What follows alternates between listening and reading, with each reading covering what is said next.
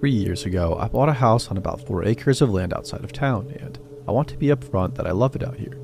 Quiet and private, nobody in my business. Exactly what I wanted after 38 years of apartments and neighbors and shared walls. The property has a long gravel driveway that curves up from the road through a stretch of old oak trees before opening up to the house. At night, you can't see the road from the porch and you can't see the house from the road. That kind of privacy felt like a selling point when I bought it. It stopped feeling like one about 6 months in. The porch light is one of those old fixtures that came with the house, cast iron, mounted beside the front door, controlled by a simple interior switch. No timer and no motion sensor, no smart home connection of any kind. You flip it on and it comes on. You flip it off and it goes off. That's the whole system. I don't use it much. I go to bed early and I'm not in the habit of leaving lights on, and I don't get visitors at night, so there's no real need for it. I'd gone weeks at a stretch without touching the switch at all. So the first time I woke up at 2 in the morning and noticed the orange glow coming through my bedroom curtains, I assumed I left it on by mistake and fell back asleep without thinking much about it. I got up in the morning, switched it off, and moved on with my day. A week later, I woke up again. Same time, same glow through the curtains. I lay there for a moment trying to remember if I used the porch that evening. I hadn't. I got up and switched it off and stood in the kitchen for a minute and then went back to bed. The third time I started paying attention. I'm not a person who jumps to conclusions. I spent 22 years as a project manager, and that kind of work beats the instinct for magical thinking right out of you. When something goes wrong, you find the cause, you fix the cause, and you move on. So when the porch light started coming on by itself, my instinct was to find the cause. Faulty wiring seemed most likely. Old house, old fixture, old switch that maybe wasn't fully breaking the circuit when I flipped it down. I checked the switch. It seemed fine. But I'm not an electrician, so I called one out. He went over the fixture and the switch and the wiring to that circuit and found nothing wrong. Charged me $200 to tell me everything looked fine. I thanked him and he left, and 3 nights later the light came on again at 2 in the morning. I replaced the switch myself. Bought a new one from the hardware store, watched a video, swapped it out in 20 minutes. New switch, same result. The light came on at 2 a.m., the switch in the off position, with no explanation. I replaced the entire fixture next. Took the old cast iron one down and put up a new LED model. Different wiring, different housing, different everything. Stood back and felt pretty good about it. 2 nights later, around 2 a.m., the new fixture lit up the driveway like it had been doing it for years.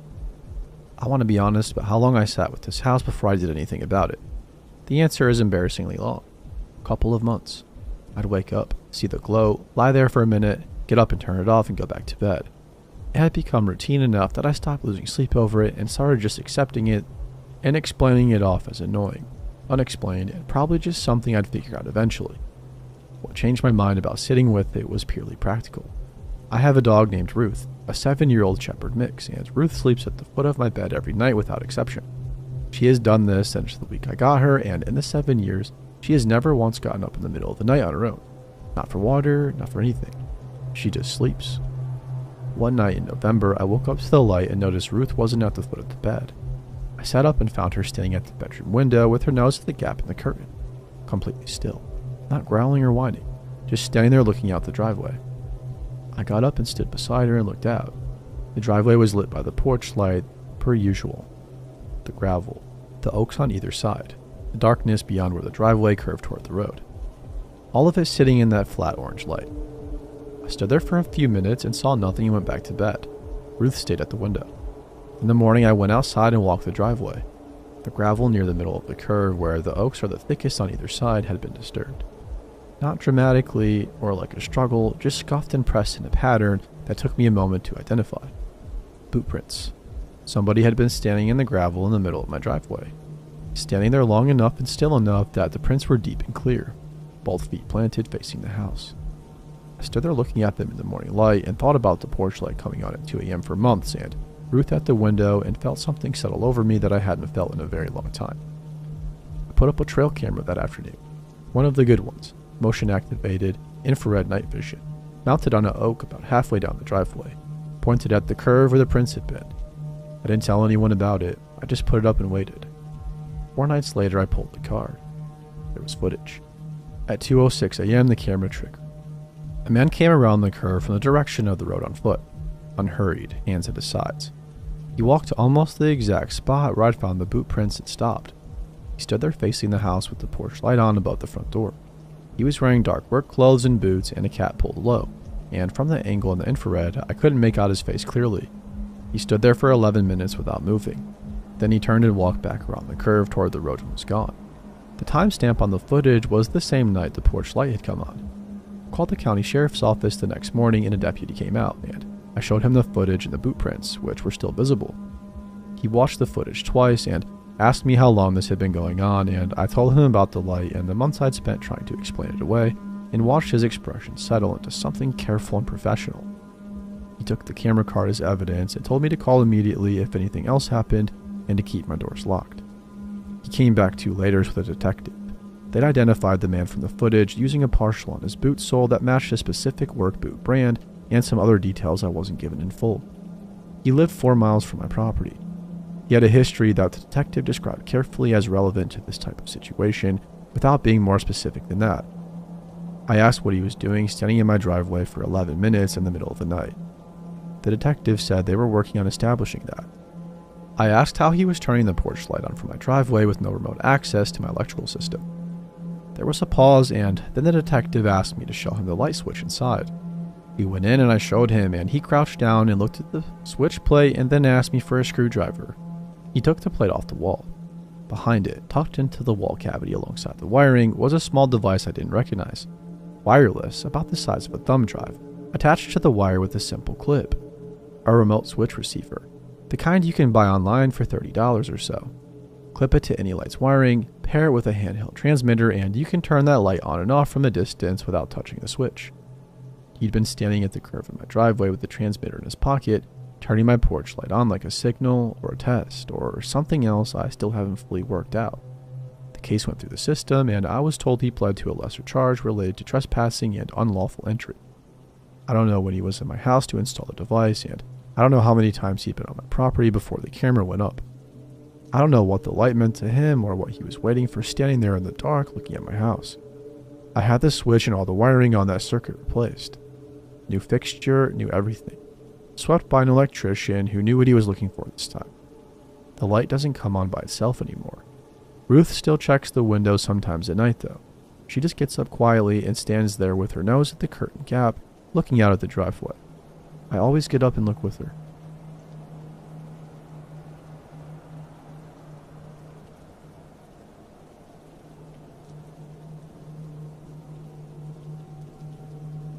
Back in the early 2000s, when I was in my late teens, I had a rocky relationship with my mother, and she kicked me out a lot, or I would just storm out. So I spent a lot of time aimlessly roaming the streets, often at night. One night, I was walking up the hill towards home. It was late, like 2 a.m. or something, so the street and road were empty.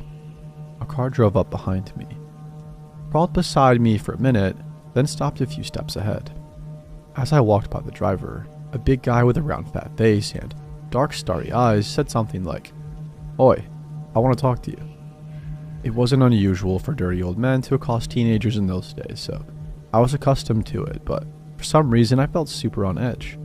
That saying about all your hair standing on the end is true. So instead of giving him the usual piss off pervert, I just power walked past and stared ahead like I hadn't seen or heard him. He put his foot down and sped past me, turned the car around and pulled up next to me again, so this time I was on the driver's side. I backed up 2 steps and half ran across the road, looking at my house up ahead, thinking, shit, I need to get back over that side. Then he sped past again and flung the car around, really aggressively this time, and braked hard a few feet ahead of me, opening his door at the same time to jump out. I panicked and sprinted back across the road, down our neighbor's driveway and down the side of our house. We had a side door that was an alcove, so I was squeezed into that, fumbling with my key in the dark, trying to open the door. While I was doing this, I saw his car creep up and stop at the top of the driveway. He got out and walked a few steps down the driveway, looking for me behind the hedges. Luckily, he couldn't see me squeeze into that doorway in the dark, so he got back in the car and drove off.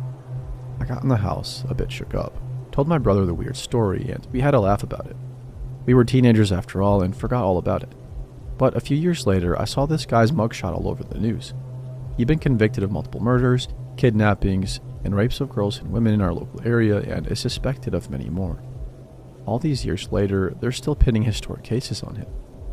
I'll never know for sure, but I'm pretty sure it was him. Same round face, dark starry eyes, same area, and same time frame. Weirdly, it bothers me a lot more now that I'm older than it did back then.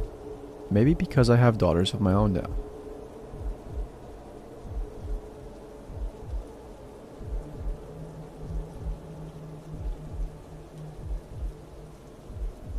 Alright, so this story happened to me a couple of years ago when I was around 14 years old.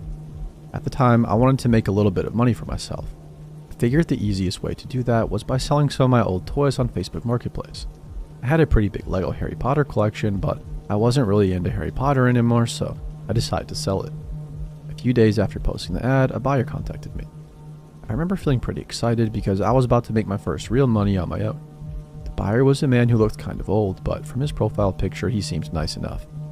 He told me he wanted to buy the Legos for his grandson, which honestly made the whole thing seem pretty wholesome. But as we started messaging, a few things fell off. Whenever I asked him questions about when he could pick up the Legos, he would leave me unseen, not reply. Sometimes he wouldn't answer until I sent multiple question marks. On top of that, he made a lot of grammatical mistakes, like the kind of mistakes a high schooler might make, not a fully grown adult. At the time it seemed weird, but I ignored it. Eventually, we agreed to meet. I don't remember exactly if it was a Wednesday or Thursday, but I remember I had school the next day. He said he wanted to pick them up that night. I gave him the address of a bookstore about a 10-minute walk from my house. That way I wouldn't have to give him my actual home address. He told me he wanted to meet at 8:30 p.m. Looking back now, that's obviously really late for a 14-year-old to meet a stranger, but at the time I just wanted the money, so I agreed. But still, something in my gut told me not to go alone. My dad was away on a business trip at the time, so I asked my mom if she could come with me. She immediately asked if I could reschedule a meeting with the man. I told her it'd be fine and that the man seemed nice. Eventually, she agreed to come with me. We drove to the bookstore, but my mom didn't want the man to see our car, so she parked about 5 minutes away and we walked the rest of the way. I had the Lego pieces in my jacket pocket because I didn't want to carry them in my hands. As we were walking toward the bookstore, something immediately caught my attention. Standing in front of the store was a man. He looked middle-aged, maybe older, but right away I noticed something strange. He did not look like the man in the Facebook profile picture at all. The man in the profile picture had long gray hair, but this guy was skinny, had a buzz cut, and was wearing a sling bag across his chest. Before we crossed the street, my mom stopped me. She told me to text the man and say that I was already inside the bookstore. She had a bad feeling and didn't want me going near him, so I did exactly that. As we walked past the man, I hid my phone so he wouldn't see that I was texting. I sent him a message saying I was already inside the store and asked if he could come in. Almost immediately, he replied. He told me to come outside, and he kept insisting. At this point, it was getting dark outside and barely anybody was around. The only reason I could even see him clearly was because of a streetlight nearby. I messaged him again and told him that I wasn't going outside. Even though I was actually walking away toward the car, I wanted him to think I was still inside the bookstore.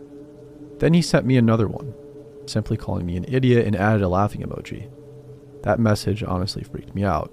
It felt like he knew something was off. As soon as my mom and I got back to the car, we drove away. On the way home, she told me to delete my Marketplace account and block the man immediately. When I got home, I thanked my mom for coming with me. She hugged me and told me that I should never meet someone that late again. But the story doesn't end here. Around that same time, one of my friends was also selling Lego figures on Marketplace. He was a little older than me, maybe 16. I told him about the whole situation, but I never told him the name of the man. Halfway through my story, my friend suddenly said a name and asked, "Wait, was it this guy?" I was completely shocked. I asked him how he knew.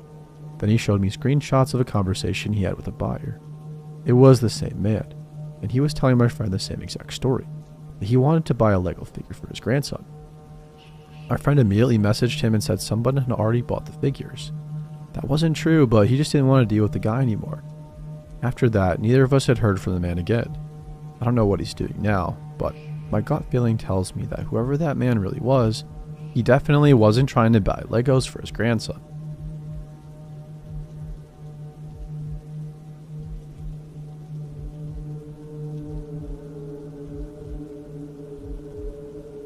I was 8 or 9 at the time. I was an extremely skinny, small little girl for my age. I hung out at the very bottom of the height and weight charts at the doctor's office. Adults would often mistake me for a child of 6 years old, which I absolutely hated. It was summertime and my mom was home making lunch. I asked to go for my bike ride. The rule was not around the block, just to the corner and back. We lived in a very small, quiet town on a street that hardly ever had traffic unless it was the neighbors coming and going. My corner was about 8 houses down from my house. I was cruising along on my new bike and I didn't quite hit the bumpy spot on the sidewalk correctly and I crashed pretty hard. I was lying there all twisted around my bike, shaking. My helmet had fallen off because I never buckled the bottom strap, to be cool. I felt all shaky and then I worried I'd get in trouble for not buckling my helmet strap, assuming my mom saw me. Maybe 30 seconds passed, I guess, and a car drove up to me at that corner. I hear a car stop and a man's voice says, "Oh, honey, are you okay?" I was trying not to cry at this point. I look up expecting a neighbor and I see a stranger.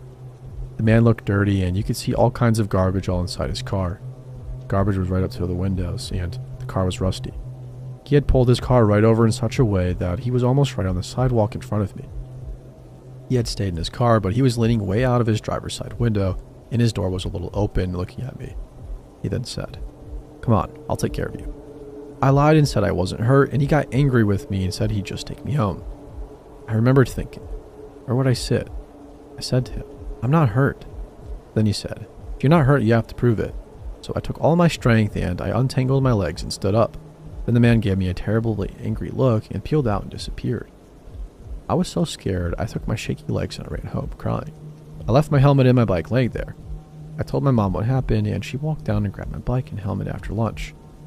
As an adult, I asked her if she remembered that incident and she told me that when she had walked to the corner to grab my things, she saw the tire tracks right up to the sidewalk.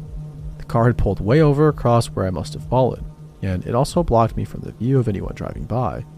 She thought maybe the man would have kidnapped me, but she wasn't sure. I was told that he probably just wanted to help.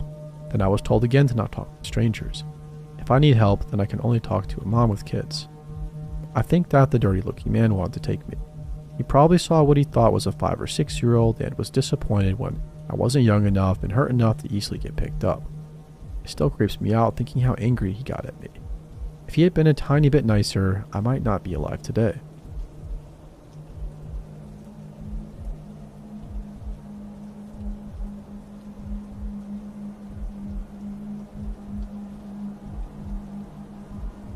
I work at my local county animal shelter. I've done it for a few years, and while you see a lot of messed up stuff that you'd probably go into a fit of rage after hearing, you also get to channel that rage into helping lots of awesome critters. It's pretty much what I was meant for. Anywho, the way the block is set up, it's like one winding stretch of county buildings. Basically, there's everything on this block from doctors to the homeless shelter, so this block has some interesting characters to say the least. No big deal though, because I live in a pretty bad area, so crazy stuff happens all the time. Somebody jumped out of their car and stabbed someone in a different car in traffic in front of me last year. It didn't even make the news. It took the cops like half an hour to get there, so the cops suck here too.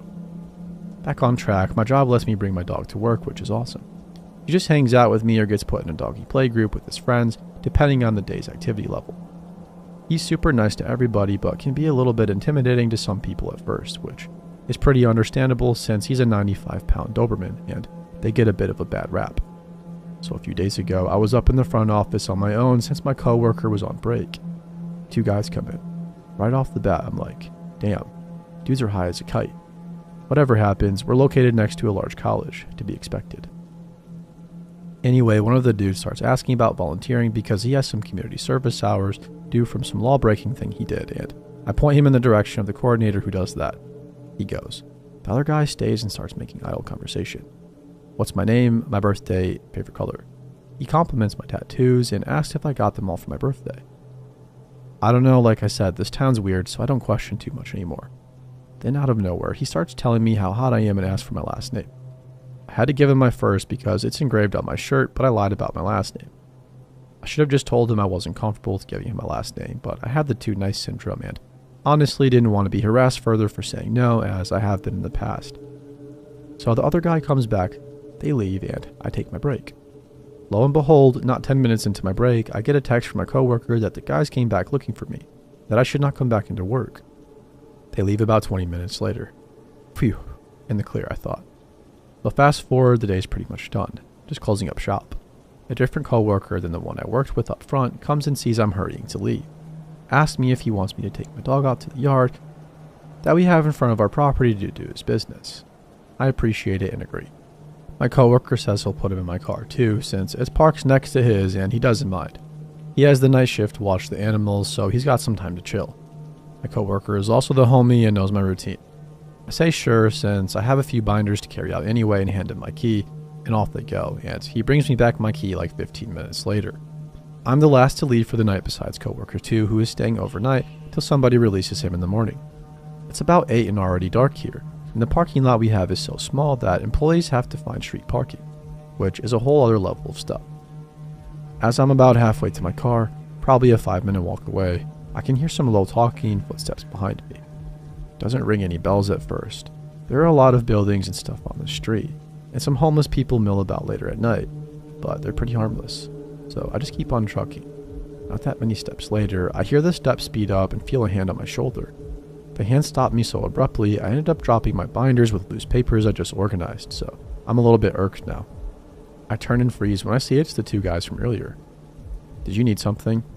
I asked while a sinking feeling set in for some reason.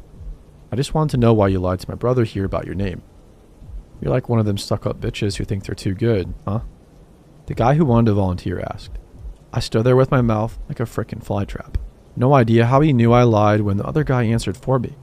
He told me he found me on Facebook from searching my work and saw me or something. So I came up with the smoothest lie I could and said that I'm not allowed to give out my full name to customers for county law safety regulations, but they looked like they believed it. While I'm saying all of this, I see his hand resting on his pocket, and I subtly take in that they both have decent-sized pocket knives halfway concealed. I carry one myself for work in case an animal ever gets caught on a leash or something, and we need to free them quickly, or if they come in with a collar embedded in their skin and it's cutting off their oxygen. But I am a 21-year-old girl that is 5'2" and 100 pounds. I'm not doing anything if 2 guys started to attack me, and it came down to that. I know that. So now I'm wanting to cry while the volunteer guy is going on about how it's good I'm not stuck up because they don't like stuck up bitches, and that they think they should all be taught a lesson in mannerisms. And now I'm trying to think of how I can get out of here. Nobody's around. I don't want to use my phone and call 911 or anything in front of them, and I'm almost to my car, so I don't want to risk going back to work. And the guy who's got the hots for me is staring at me like a damn Christmas ham, so I want to puke. Then they tell me about this party they're going to and I should come since I'm a good girl and good girls go to parties with them. The way the volunteer guy said it made it seem like an order, not a request, and the hairs on the back of my neck went up. So I get an idea while he's talking, and I just hope that it works. I force a relaxed smile and agree, saying I just have to put my binders in my car or my boss will kill me. They look stoked on my agreement and proceed to follow me to my car. It's too dark to see inside the windows, and streetlights are a rare thing on this side of town. The businesses are pretty spaced, so the streets are not lit well. I get the back door of my car, open it, and smile when I see my dog's head pop up from the trunk out of his slumber. I drive an SUV, so I lay the back seats down, and my dog has the whole back seat and trunk area. Before I even make a sound, his ears go back and he starts growling. I hear a, "What the heck is that?" behind me, and that's all it took for him to get his ass up and lunge for them, doing his best to get his large body between me and the door. I grab his collar and jump out of the car, not in front of me. Let me tell you, he's going nuts. He's got St. Bernard drool flying out of his mouth, and he's snapping and barking, growling something scary. The guys back up and tell me we can't bring my dog to the party and to put the deranged mutt back in the car. I hold back from rolling my eyes and apologize, saying I'm just going to give him some dog food to keep in the glove box. I shut the door and open the front door. The dog will not get in, just keeps growling and snapping at the 2 guys, so I keep a hold on his collar. It's a martingale collar, kind of. It's hard to explain, but Google it. So it gives me a bit of slack, and I get in the driver's side first, then call him in. Thankfully, he reluctantly follows. I shut it as soon as his ass is in the passenger seat, still lightly growling and giving those little boof barks, if you know what I mean. I hit the lock doors button and turn on my car. As soon as I do that, they know I'm not about to go to some party with them, and they start banging on my window. My dog goes into rage mode and hops in the back and starts going ballistic while I peel out of there, really not caring if I hit one of them. Once I'm down the street a bit, I see them in the rearview mirror just staring at my car. I took the opposite direction in which I normally go home just to make myself feel better, even though I have an hour's commute home. As soon as I got home, I deactivated my Facebook. I told my boss the next day over the phone. I called in what happened, and they are working on transferring me to one of our other 2 shelters in the county, which is pretty sweet because all of them will still have a shorter commute, but it still sucks to be too afraid to go into work.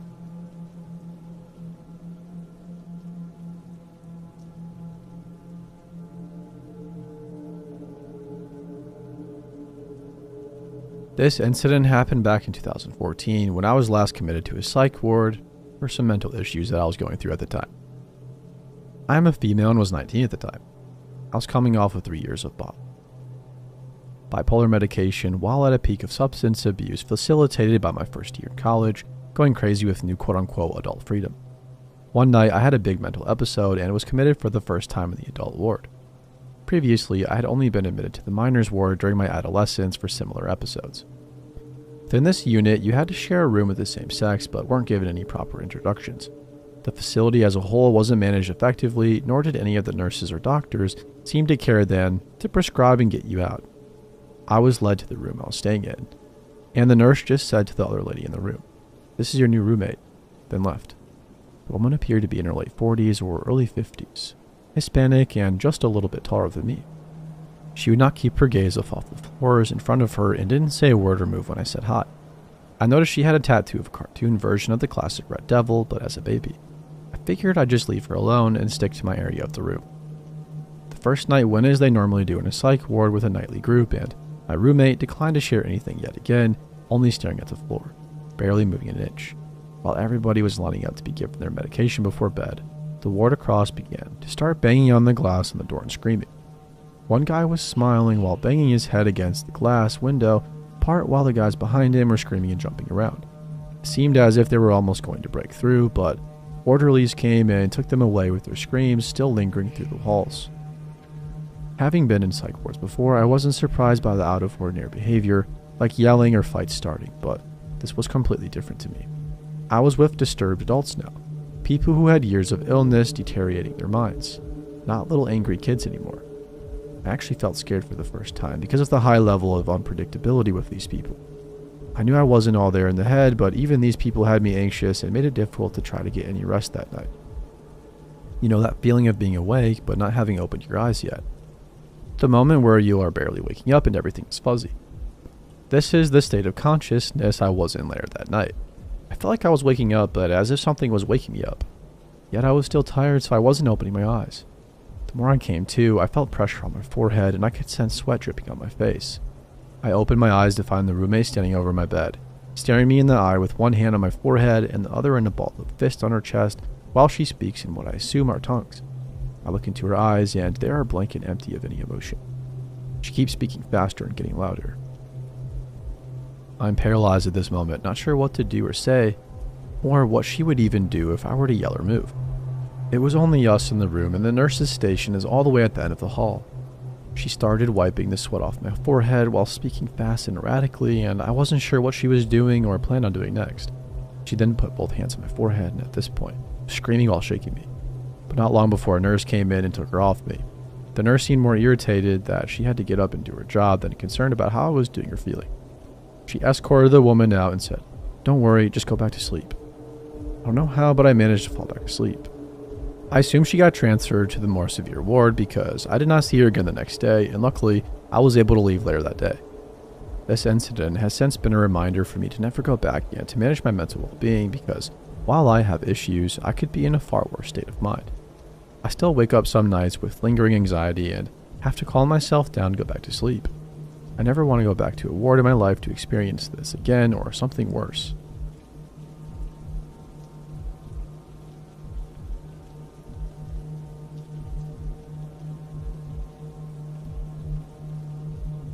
I want to say up front that I have a big dog specifically because I live alone a lot of the time. My boyfriend Matt travels for work, sometimes a week at a stretch, and when he's gone, it's just me and Boone in a 3-bedroom house on a quiet street, and that's always been fine. Boone is a 4-year-old yellow lab, about 80 pounds, friendly to everyone he's ever met in his life, completely useless as a guard dog, but good company and big enough that most people wouldn't want to test it. We had the dog door installed in the back door about a year ago so he could get to the yard without me having to get up every time. Big panel, the kind built for large breeds, locked from the inside with a sliding bolt. Matt left on a Thursday. This was about 2 months ago. I'm writing it out now because I finally stopped feeling like I'm going to throw up every time I think about it. Thursday night was completely normal.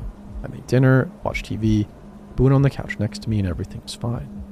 I went to bed around 11 and slept straight through and woke up Friday morning feeling fine. I went to let Boone out and he wasn't in the bedroom. I called him and heard nothing. Walked to the kitchen. Not there. Living room, not there. I did a full loop on the ground floor, calling his name and getting no response, which had never happened in 4 years of owning him because that dog comes when he's called like his life depends on it. Then I heard him, a muffled whine from down the hall. I followed it to the half bathroom, near the back of the house. The door was closed. I opened it and Boone came out fast, tail low, and pressed himself against my legs. He'd been in there for a while based on how he was acting. I stood in the hallway and looked at the closed bathroom door and tried to think of any way that made sense. Doors don't close themselves. Boone can nudge a door open, but he can't pull one shut. I checked the house top to bottom, every room and every closet. Nothing wrong, nothing out of place, nobody there. All the doors and windows were locked. I told myself it had swung shut somehow. Old house, slightly uneven floors. Maybe the AC kicked on and created enough of a draft. I told myself this for most of Friday and almost believed it by evening. Friday night, I locked the dog doorbell before bed. Something I didn't always bother with when Matt was home, and went to sleep with Boone. Woke up at some point in the early morning to Boone standing rigid at the foot of the bed facing the door, just standing there completely still in a way I'd never seen from him. All 80 pounds of him locked up and staring at the dark hallway. I lay there and listened. It was highly unusual. From the back of the house came a sound I felt more than heard. A slow single push against the dog door flap, pressure building against it and then releasing, like something testing the resistance from outside. One push. I got up and went to the kitchen, turned the light on. The dog door was still bolted. I stood there looking at it, then looked down at the floor mat in front of the back door. It was pushed sideways, bunched up against the baseboard like something had dragged across it. It had been flat when I locked up. I was certain of that. I checked the back door. It was locked. Looked out the window at the yard, which was dark.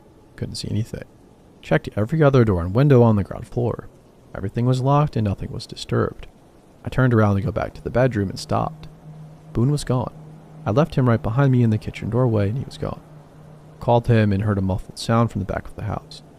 I walked down the hallway to the guest room. A room I hadn't opened once all weekend, yet the door was closed. I opened it and Boone was inside, pressed into the far corner of the room, shaking in a way I've never seen from him in like years. Full body trembling and ears flat. I stood in the doorway of that room and felt something move through me that I can't put a clean name to. I had not put him in that room. I had not opened that door since Matt left. Something had put my dog in a closed room in the middle of the night while I was sleeping. I swept the entire house with my phone's flashlight. Every room, every closet, under every bed. I found nothing and nobody, and I stood in the kitchen at 3 in the morning and had a full argument with myself about whether to call the police or not. I had no proof of anything except a moved mat and a dog in a room. I could hear exactly how it would sound. I didn't call. I slept on the couch with every light in the house on, and Boone pressed against me and a kitchen knife on the cushion next to me, and I didn't sleep much. Saturday morning, I found the dog door lock pushed through. The bolt was on the floor, not on the door, lying on the kitchen tile like it had been placed there. The mechanism itself had been pushed cleanly through the housing from the outside. I called the police. 2 officers came out, walked through the house, looked at the door, and took my account of the last 2 nights. One of them checked the guest room while the other talked to me in the kitchen and called me back a minute later. He'd found something on the shelf in the guest room closet. High up, pushed to the back, face down in the dark. Cell phone. Cheap and prepaid. No case and definitely not mine. Still faintly warm when he picked it up with a gloved hand. No passcode. One app is open on the screen. Live camera feed. Pointed at my living room couch. I sat on the kitchen floor when he told me that. Just sat down right there and put my head in my hands.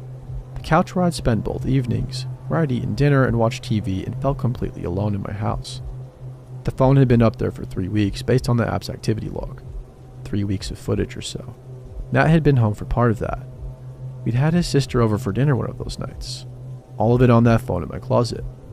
They traced the phone and found him 4 days later.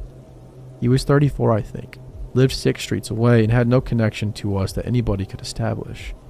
What I will say is that it made clear this wasn't casual or impulsive. He'd been coming in through the dog door for weeks, moving through our house in the dark while we slept, learning the layout and learning our schedule. Literally everything. The door was big enough. He was slight enough. He knew when Matt was traveling because he'd been watching long enough to know the pattern. The first time Boone ended up in a closed room wasn't Friday night.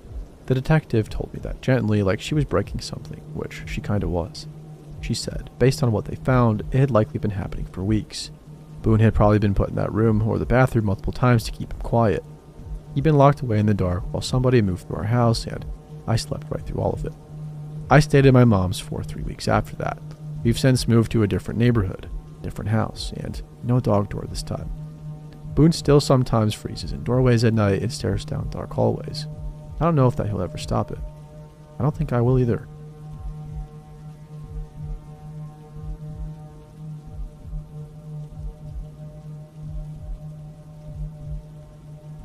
So about a year ago, I was finally ready to try online dating after ending a 5-year relationship.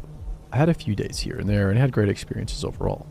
Most turned out to be close friendships I still have today, so I was feeling pretty confident in my abilities to not get myself murdered. I matched with Michael. He seemed legit, college educated, career in finance, well-traveled, and played guitar. I told him how I recently done one of those family DNA tests. He said he was a huge history buff and really into tracing his family roots. He was of mostly German descent and could trace his father's side back to hundreds of years. They were involved in the military, and his great-grandfather was apparently in some special German military unit.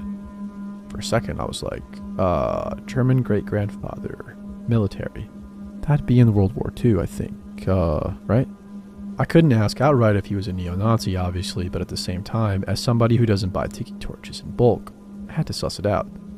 I dropped a few litmus tests to see how he'd respond, like how South Africa is my favorite place, and how I believe in social justice, and how I come from a long line of civil rights activists. Surely at this point, if this guy had white power intentions, he'd get the hint that I was in no way, shape, or form his future Aryan baby mama. He didn't flinch at any of those things, so I figured I was being paranoid. He asked me to dinner, and I agreed. We talked on the phone a few times, and I'm even more assured this guy is totally normal. He says he wants to cook for me and make a German dish of his grandmother's. Again, not a red flag at all because of the whole genealogy combos we had. And I hear in my head, always go to a public place for a first date, but I'm an idiot. The night of, I sent his name, address, and Bumble profile to my friends and was sporting my favorite giant African bangle to hopefully ward off any alt-right vibes. He lived in a nice area, which was reassuring, and he came out to greet me with his cute dog. He seemed bigger in real life than I imagined. For context, I'm 5'8" and 180 pounds, and he had at least 5 inches on me and 60 plus pounds on me, if not more. His eyes had this almost silverish tinge to them, like those silverfish bugs you find slithering around your bathroom. His face looked bloated, sweaty, and splotchy. Was he sick? Maybe just nervous and hungover. Was I being judgy? His hair was longer and slicked back. It reminded me of private school guys who wear sweaters tied around their shoulders. He gives me a normal feeling hug, and he seems mostly nice and chill. We walk up an open staircase to the second level, and he opens the door to this place, and I'm clotheslined by the heavy, stale smell of cigarette smoke. This guy smokes inside his apartment. Sick. He offers me a drink, and I notice a large collection of antique beer stands on top of his massive, probably mahogany bar. I ask about his dog, the sweet German Shepherd mix with a strange name I won't repeat here for anonymous purposes, but I will say it was inspired by a special group of German mercenary soldiers. As in, he says, the Headless Horseman from Sleepy Hollow. What? Okay, that seems weird, but my brain rationalized it. I mean, if I told him I had a thing for Edgar Allan Poe when I was 12 and watched murder shows 24/7, would he think the same thing about me? He offers to play some guitar while we wait on the schnitzel. We walk into his office and music room. I notice a giant red familiar looking flag on the wall, but I can't place it. Seems military oriented. He gets a phone call and says a friend is dropping something off and he'll be right back. He mumbled something about how he tries to be generous and sometimes loans them money. Okay. Maybe he's rich AF and just loves his friends. 5 minutes go by and he's back, and he starts playing guitar and singing a rather odd slow song, like from old times, in German. I don't know if you're familiar with many German songs of yore, but it seemed like an odd choice. I asked where he learned it, and he said it was an old war song that had been passed down through the men in his family. Stuck between a weird gut feeling and the patriarch telling me, don't be rude, don't act crazy, I convinced myself I was being paranoid and pressed on. He lights another cigarette, again inside, and gives me a tour of his place. He randomly mentions he suffers from a lot of back pain. We get to his bedroom, and the main piece of decor is an actual Confederate flag, like right above his bed. The kind you get at Walmart to put on your truck for a Charlottesville rally road trip. I think, oh hell no. No. I say out loud, wait, are you serious with this? Is this for real? I'm semi-aggressively calling him out because I'm shocked and pissed, but also smiling a bit because I'm afraid of making him angry and getting murdered. I pictured everyone at my funeral commenting on how stupid I was for not meeting this guy in public. Facepalm. Nip. What? Why are you mad? I thought you knew I was a history buff. I said, yeah, but being a history buff is different from hanging a Confederate flag right above your bed. He gives me this blank stare like I'm speaking a different language. He mumbles some non-excuse about siding with the underdogs of history. Beg your pardon? Or the, I don't know, actual slaves? Not the underdogs? I just stared at him shocked. His phone rings and another friend is here to drop something off. He walks out. What the heck? I text all my friends the blaring red flags and ask if I'm completely off my rocker or if I'm basically living in the movie Get Out right now. I go to get my purse in his office room and take a photo of the flag and notice a big old-timey amber glass medicine bottle that wasn't there before, filled with white powder, and a trace of 2 small parallel lines of dust next to it. He must have been snorting this when I wasn't in the room. Great. A racist and a drug addict. What else is this guy capable of?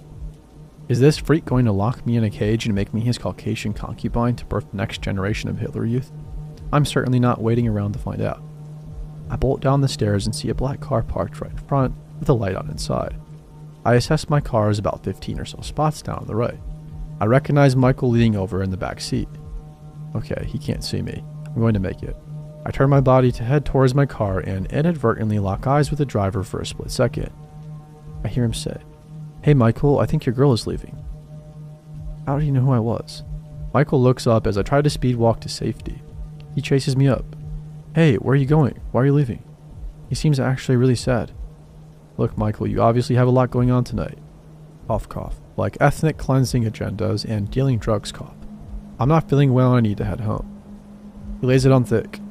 Come on, I dropped so much money for this dinner. I've been so excited to meet you. Please stay. I promise you'll have a nice time. I'll be a total gentleman. I don't know. I'm just not feeling well. We'll hang out another time. Are you serious? You're just going to leave like that? Okay, wow, he's getting angry and also apparently on drugs. I can make a run for it. But I quickly realized there's no way I'd make it, and he'd get even more mad. My only choice was to keep him calm until I could figure out a safe exit, and that meant going back to the lion's den. Survival mode. Okay, I said, giving my best honey-dripping 1950s housewife voice. You're so right, that was rude of me, and I'm sorry. We walk back up to his apartment, and his friend drives away. I remember half joking to myself, well, I'm probably going to die here tonight. That's awesome. The dog had eaten half of the schnitzel. He was furious. If I hadn't tried to leave, this wouldn't have happened, he says. I apologize and try to calm him down again. He then empties half a bottle of olive oil into a pan and starts sauteing onions. As he's moving the pan, it looks like he's falling asleep while standing up. He's nodding off, like what you see heroin addicts do on the show Intervention. The white powder must have been crushed up painkillers. He's got to be a drug dealer. This must be why his friends keep coming by. Wow, how did I let myself get into this situation? And now I have to worry about not burning in an oil fire on top of not getting murdered. I tried slowly taking over at the stove, but he was not having it. He kept lifting the pan full of hot oil and sloshing it around while trying to keep his balance, all the while his eyes closed. I sat down behind the counter and just waited for the grease fire to start. My phone rang. I told him I wanted to take the call aside to not be rude. My friend Jake asked me if I'm okay. Tell him no and start to freak out and cry. All of a sudden I hear loud banging. Michael had clumsily clanged open his kitchen window and was cupping his ear to hear my conversation through my screen. He was so screwed up he legit thought he was being stealthy and had no idea that I could actually see him. It was like when a kid is playing hide and seek behind a tree, but the tree is so skinny it only has half their body. I snapped back into character. I mean, yeah, I'm fine. I'm having a really good time with Michael. He's great. I'm just having bad allergies. Let me call you back in a few. Are you sure? Yeah, I'm fine. I'll call you later. Click. My lifeline was gone. I go back inside. He asked me to sit at one of his massive, absurdly distinguished dining tables. I realized there's much more German military memorabilia on the walls than I initially noticed. I think I actually spotted a couple of teeny swastikas on the antique beer steins, and at this point, I was questioning reality, so who knows. He brings me my plate of schnitzel and sits on the opposite head of the table, literally far enough away that we could play a decent game of beer pong. So there's probably 10 feet at least between us. I almost laugh at how ridiculous this must look. Who is this guy? Dracula? Who sits at the table like this when it's just two people chilling at home? I assume Adolf and Ava must have used the same seating arrangement. Michael gets up and offers me a drink. I ask for the wine I brought myself to be safe. He ignores me entirely and instead gets out 2 giant glasses and pours. I kid you not, chocolate milk. Oh, wonderful. Just what I wanted. Thank you. I nervously smile and drink it, and I ask him about work, his hobbies, and his family like you would in any normal date, except I was literally talking to myself. I used the word literally very deliberately here. He was on another planet in and out of consciousness, but I needed him to think I was having a great time in the moments that he was conscious, so he wouldn't blow a gasket and stab me with an antique bayonet. Me. This was such an amazing meal. Dead silence. Me. What kind of seasoning did you use here? More silence. Oh yeah, cool. I can definitely taste it. You're such a great cook. Pan to him, head hanging over his plate, eyes closed, just sitting there. Thank you so much, Michael. This was great, but I really need to hit the road now. At this point, I have been trapped in this psycho's apartment for a total of 5 terrorizing hours. Surely to him, I have been a great day and deserve to leave. But instead, a switch went off. He's suddenly conscious and mad. You're just going to leave and not even offer to help me clean the dishes? Oh yeah, of course, you're right. I'm sorry. How rude of me. Here, let me help. I clean all of the dishes as quickly as I can, while he just sits there, his head nodding intermittently. He slowly gets up and walks over to me at the sink. Oh, that's so nice of you. His tone is entirely different. You didn't have to do that. Yes I did. Did you have amnesia? Did you not just basically demand I do them? I get my things and tell him what a wonderful time I had and thank him again for a great dinner. He insists on walking me out. We're almost to my car. I turn around to thank him again and he gives me a hug. I can feel his thick, sticky body heat coming through the back of his shirt. Gross. We should do this again soon, he says, like genuinely thinking tonight was a success. Absolutely, sounds great. I get in my car, lock my door, and relief washes over me like the water from an ice bucket challenge. I'm shaking. I back out of the parking spot as he waves goodbye. I'm pretty sure the silverfish tinge in his eyes gleamed in my headlights. He grins. I burn rubber, crying and so thankful it's finally over. I found out later that the familiar flag in his office was possibly affiliated with the Nazi Party, and the special military group his grandfather was in was most likely within the Nazi army. I'm guessing the German war song was affiliated too. I reported him on Bumble and blocked him, never to be heard or seen from again.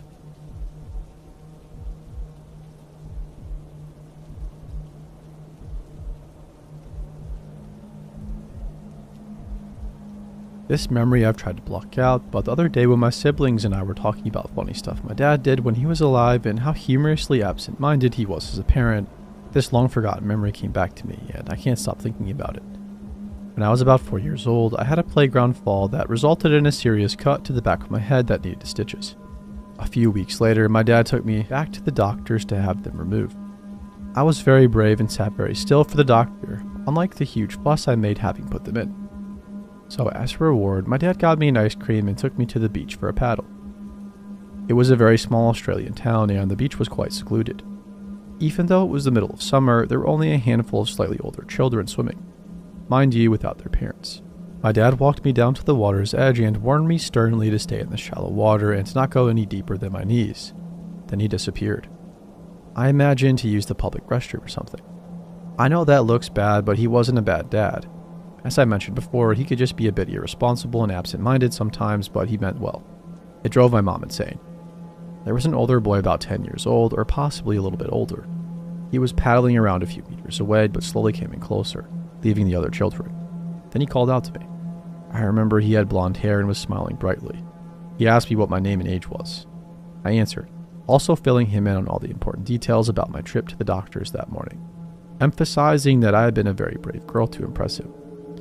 My story seemed to amuse him, and he asked why I didn't come out and swim a little bit deeper. I explained that I wasn't allowed past my knees until my dad came back because I couldn't swim very well yet and would get into trouble. He assured me that I couldn't possibly get into trouble if he was teaching me how to swim, and besides, my dad wouldn't see because he had gone. When I was still hesitant, he added, "Are you scared? I thought you were brave." So I followed him out onto my feet. Couldn't touch the bottom, and he immediately held me under. I'm getting angry and upset just thinking about it. I struggled, but he was more than twice my age and size. I realized now he had taken me out willingly so the other kids wouldn't know what he was up to. Drowning an unattended young child really is the perfect crime because you could very easily pass it off as an accident. Probably only moments before I lost consciousness, the boy abruptly let go and my dad lifted me out of the water. I can still see the look of bewilderment mixed with fear and rage on my dad's face. Then for what seemed like a very long time, he patted my back while I screamed, cried, and coughed over his shoulder. By the time I had settled and my father was satisfied that I was okay, the boy and the other kids were long gone, although my dad still went driving around looking for them. Had that kid stuck around, I'm quite certain my dad would have killed him.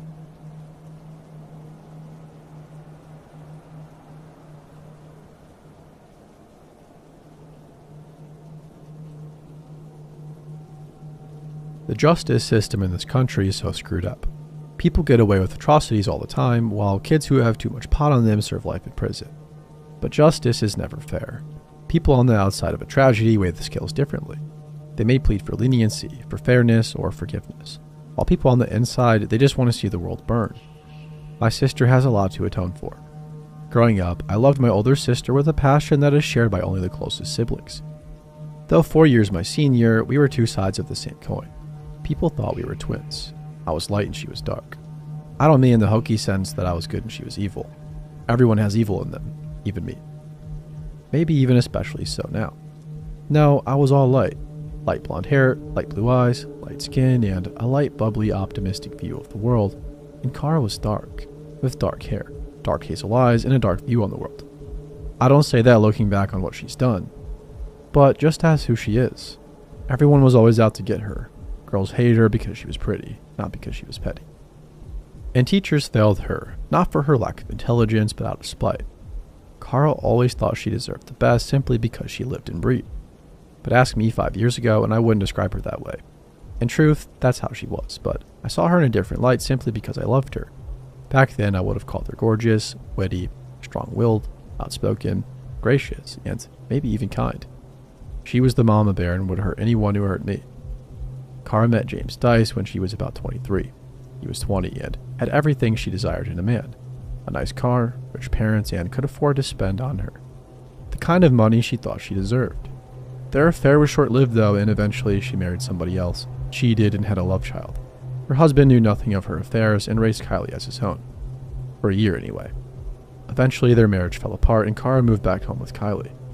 She became unstable. She would yell, scream, and curse at my mom and dare hit her while she held a baby in her arms. She stole a lot too. I can remember the shame on my father's face when he called his mother to ask if she had put any cash in the Christmas cards because the other cards looked as if they had been opened and resealed empty. She wrote fraudulent checks and never once paid any of her bills. Car, phone, house. That were all still in her name. That March, Kara re-met James and, after 2 weeks, married him. They moved back into the house she had shared with her former husband, even though it was getting foreclosed. Kylie started to change. She had always been a loving, bubbly, outgoing, happy child, and fiercely intelligent. By a year and a half, she could speak in full sentences. Not choppy baby talk, but could hold her own and understand an adult. Kylie started to withdraw. She wasn't as talkative, and weird bruises started to show up. I will point out that Jeff babysat her alone quite frequently. She had blood blisters on the back of her head and rug burn like she had been dragged. The sickest part, the most horrifying one, she had blood blisters I had allegedly heard on her privates. Kylie started to hate bedtime. It wasn't normal. The kind of hate she had for it. She had never been a fearful child, but she grew to hate bedtime. I stayed at Kara's house once to see what went on. James put Kylie to bed. I found out every night. I feigned astonishment because Kylie hated it so much and asked to see it in action. Jeff wouldn't let me in the room. One day, Kara and I were hanging out and Kylie was with us. Kylie had been throwing up and getting sick a lot. She had grown very thin. Not enough for CPS to step in yet, but enough to be noticed and concerned. Kara wouldn't take her to the doctor unless pressured by my mother. On that day, we went through the drive-thru at McDonald's and she vomited all over herself. Kara wouldn't touch her. My niece was crying and hysterical and covered in throw up, and she wouldn't lift a finger to help her. I carried her into McDonald's and gave her a bath in the sink. I started to hate Kara that day. In May, just 2 months after marrying James, Kylie was admitted to the Children's Hospital, the burn unit. She suffered third-degree burns on her left hand, left foot, and face. James was the only one home. She was screaming. The pain medicine wasn't enough. Nothing was enough. She was in agony. I watched as Kara carried her back and forth, trying to calm her down. I hope that none of you have seen the atrocious realities of burns, but I will tell you that the worst ones leak. They leak a clear fluid. I watched my sister walk my niece as she dripped a clear fluid on the floor. I wish I could tell you that when I saw James I beat him. I wish I could tell you that I ripped the flesh from his body the way he had my niece, but I didn't. I took James outside and asked if he had been high. I knew he had failed the drug test. I'd gotten him a job the month before. He said that he had. He never cried. He never cried for the pain Kylie had. I pulled the nurses away and told them they needed to call the police and to call CPS because this was on purpose. Once she was in a state of less pain, I was able to interact with her for the first time. She smiled so big her smile cracked, and when she kissed me, parts of her lip were left behind. She stayed at the hospital for a month, and what she endured there was every bit as horrific as the torture James put her through. To prepare her skin for grafts, they had to put her in a tub and scrub away the new skin. I'm sure most of you have burned yourself and then put the burn in water. To me, burns are the worst kind of pain, especially that searing sensation when the injured flesh hits the water. She did that every day. I was never there when they did it to her, but I'm not sure I could have handled it.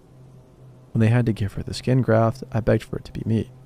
Couldn't stand the thought of her hurting even more, but they couldn't. Kylie's other grandmother, Joni, never once cried for Kylie's pain. She was from the beginning on the offensive. James would never do that on purpose, or he would never hurt his daughter. It wasn't until my mother pointed out that he would probably spend time in jail that Joni ever cried. And that was when I lost my sister. The doctor's reports came out, and it seemed James' story didn't match up. He said that Kylie had overturned a pot of boiling water and gotten splashed. The doctor said she had immersion burns and that her hand and feet had been dipped into it. It wasn't usually seen with too hot bath water, but a much milder burn that would have been the result. The facial burns, they matched with cases he had seen where a hot rag had been clamped on the victim's face. Kylie was released into custody of my mother. She started to talk about what happened. One day she looked at me and said, "Dad hurt me. He's a bad man." I asked her why. She put up her finger like somebody was scolding her and repeated, "Kylie is a bad girl and won't sit in the chair." She threw a fit whenever she was in one. The police weren't going to file charges, but my mother pushed and pushed. Eventually they did. James was arrested and released on bail. Kara stopped seeing James to get her daughter back. Pretty soon they took her off supervised visitations. Kylie began to withdraw again, but Kara swore James wasn't around. One day the CPS worker assigned to the case was in her neighborhood, and she saw James sneaking in the house. Kara only got supervised visits from then on, and then had another baby with James and eventually one more, whom I've never met. We stopped seeing Kara on December 3rd, 2012. We had all been Christmas shopping and I was changing Kara's newest addition, Sarah, on the floor of our conversion van. Kylie had been acting out lately and tried to stomp on Sarah. I blocked her with my hand, but unfortunately the motion called me to lightly smack Sarah, who started to cry. Kara whisked in and I explained the situation. Kara started berating Kylie, who was 3, telling her that she was a monster and that she would never see her baby sister again, that she couldn't even look at her without wanting to be sick, that she didn't love her. I snapped. I screamed that it was her fault, all of Kylie's difficulties. I was buckled in between a window and a car seat, with another row of seating in front of me. Kara came after me with Sarah in her arms. I told her that I wasn't her mother and that I would hit her even with the baby in her hands. She came anyway and I punched her, and it was enough time for my mother and little sister to hold her back while I got out of the seat. Kara sat down in her stroller outside and attacked all of us. She didn't fare well. James was tried and had a hung jury. They couldn't get a unanimous vote. I'll never be able to thank those 2 people that held out, but I owe them so much more than my own life. James was retried, and this time my younger sister, mother, and I took the stand. Kara took the stand for the defense. James was found guilty. The prosecutor asked for 14 years. The judge looked at James and told him it was the most horrific crime he'd ever seen. He gave him 16. James finally cried. My mother, by chance, once met James' old elementary school teacher. She had been concerned for him and called his parents for a chat with a counselor. He displayed no emotions. It came out that he liked to hurt small animals. His mother wouldn't hear of it. Before I stopped talking to Kara, she told me that James believed he had spoken with the devil. That he often fantasized about breaking into houses, tearing people's faces off, and hanging them in front of themselves so they could watch their own faces as they died. My parents got guardianship of Kylie, and Kara hasn't seen her in 3 years. Technically by her choice, but I'm glad she made it, and it looks like she will never get her back. To me, that's not justice enough. James may have perpetrated the crime, but she stood by him. She would have endangered Kylie even more, if not for my family. She has 2 more children. James may be in jail, but there are a lot of sickos out there, and she won't protect them. Through many years of therapy, Kylie grew closer to being healed, physically and mentally, but for a while after her abuse and being abandoned by her mother, I would find her rocking in some out-of-the-way place, crying to herself while singing, "Mommy doesn't love me anymore." My sister has a lot to atone for,